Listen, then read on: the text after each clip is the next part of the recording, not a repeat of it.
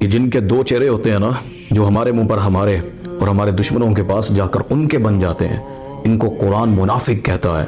اور آپ کو پتہ ہے جہنم کے جو درجے ہیں نا، یعنی جہنم کا جو گڑھا ہے، اس میں سب سے تہ والی جگہ پر ان المنافقین فی الدرک الاسفل من النار، جہنم کے سب سے نچلے گڑھے میں یہ منافق ہوں گے۔ یہ اللہ کے پاس آتے ہیں تو بڑے خوش، تھوڑا سا ہنس لیا کہ اللہ تیرے نال آ۔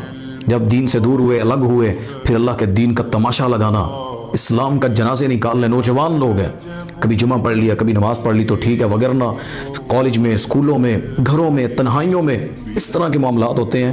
تو یہ جو دو رنگیاں ہوتی ہیں نا، ظاہر اور باطن، اور اللہ اسے ہم سب کو محفوظ فرمائے۔ ظاہر اور باطن مومن ایک جیسا ہوتا ہے، وہ اپنوں کے درمیان بھی ویسا ہوتا ہے، وہ کسی کے سامنے جائے بھی تو اپنے مومن بھائی کے لیے اس کی زبان، اس کی عزت، اس کے الفاظ ویسے ہی ہوتے ہیں۔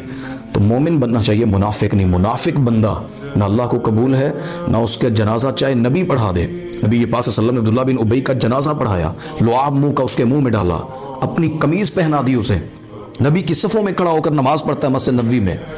اللہ نے کہا قرآن میں، میرے نبی تو 70 دفعہ بھی اس کی بخشش مانگنا، میں اللہ اسے معاف نہیں کروں۔